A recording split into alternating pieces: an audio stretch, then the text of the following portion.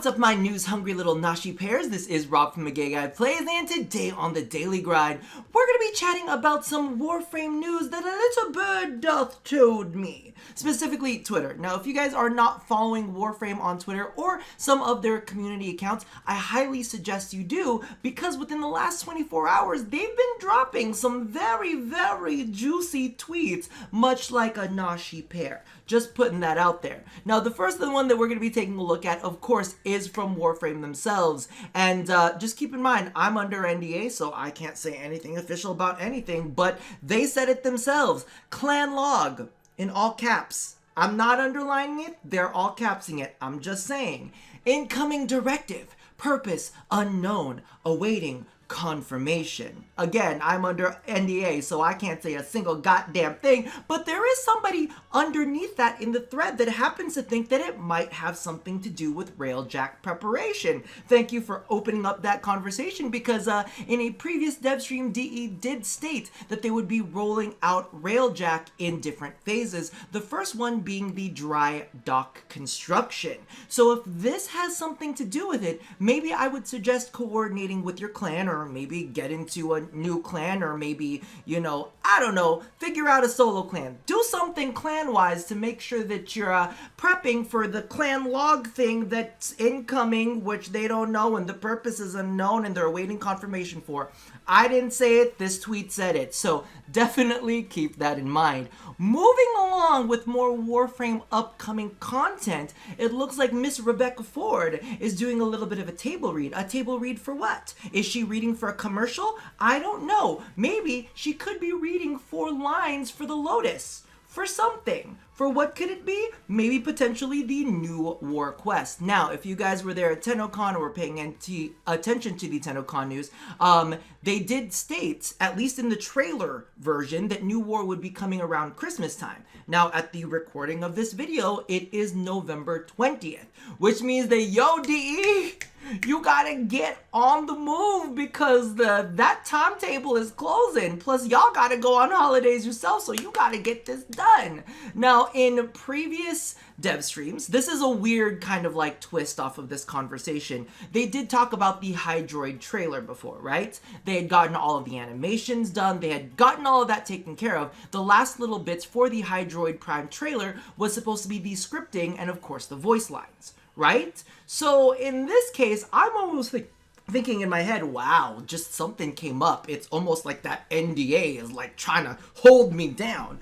But what I'm just saying is the last few phases of any kind of quest line or any of that would probably be voice acting and bug testing. So if she's getting some lines read, it could potentially be for a new war, or maybe a car commercial. I don't know what it is, but they're sitting down and they're doing a little bit of a read.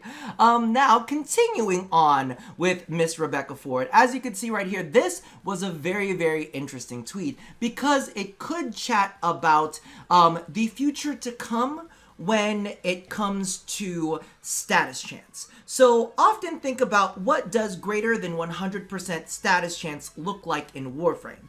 Often red crits were born of greater than 100% critical chance, so as a thought experiment, what would greater than 100% status chance look like to you? Now, I'm actually going to go ahead and link this tweet down in the comment section below, just in case you, not comment section, description box below. So that way, if you guys have any ideas as to what you would like to see for greater than 100% status chance, I highly suggest that you go ahead and chime in, because a lot of these discussions end up turning into fuel for something that DE does in the future. And as many of you guys know, when it kind of came to the recent Ember rework, they started talking about reworking fire procs, right? And previously in, you know, the scrap damage 2.5, they were talking about redoing IPS procs to all kind of make them as effective as Slash. So this is definitely something that I hope you guys kind of, you know, make some moves on, because clearly, you know, my suggestion was Beyonce.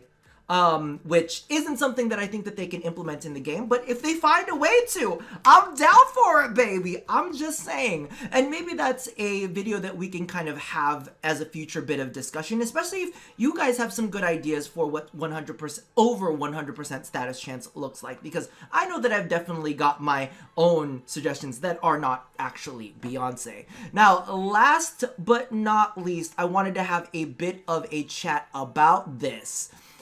I don't even want you to read the title of this. Just, who does that look like to you? Because I don't know who the hell DE thinks they are fooling. They titled this with, who do you think is going to be the next Prime? Bitch, that's a Cyclops right there. We got like one Cyclopsian frame. And she's next in line. And I'm just saying, it looks an awful lot like Ivara. I didn't even have, listen, we actually came across this during my live stream, and legitimately, the first thing that I said is, oh, they're going to be showing off Ivara Prime. I didn't even read the text.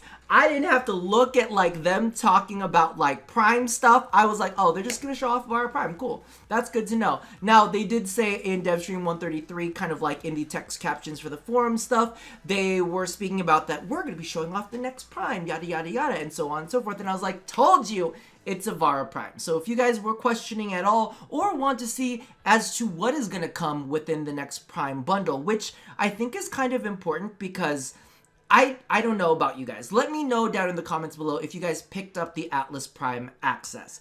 Because I don't think that many people did. And you know, I was on my, I ain't buying shit beat. And this time around, I might actually buy this Prime access. Just because I feel like they did, I don't want to say good with Kuvaliches, because there are definitely some issues with Kuvaliches and all of the RNG that's attached to them. But I feel like it was a step in the right direction, and a part of me is like, maybe I should like give some leeway for that. Do you know what I mean? Like maybe I should be like, okay, fine, I'll meet you halfway. I'll see you there. And especially when I saw them kind of making moves with that latest Kuvalich Hunters pack that was literally $40 worth of plat, I was like, oh, y'all seem like you might want some money.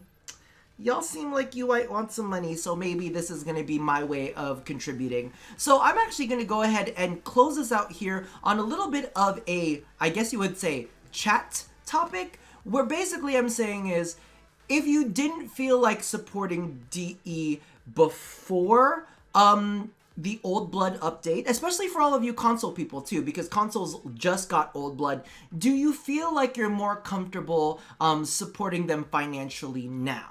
Because for me, like, a part of me is like, oh, maybe I should not yet till I see what New War is like. Maybe I shouldn't do any of that. But then there's also a part of me that's like, you're kind of enjoying Old Blood, even though admittedly the Kuvaliches are like RNG on top of RNG on top of RNG on top of RNG. At least it's something interesting to do. I don't know. Toss all of your feelings about that down in the comments below, because me personally, I am still definitely mixed on all of that. Regardless, let me know how you feel about any of these topics down in the comments, and also let me know if you like me kind of catching you up on what's going on in Twitter. So that about does it for me for now, for your little Warframe news from the buds. And as always, love somebody, hurt nobody, and touch your little birdie. I'll see you guys next time. Bye-bye.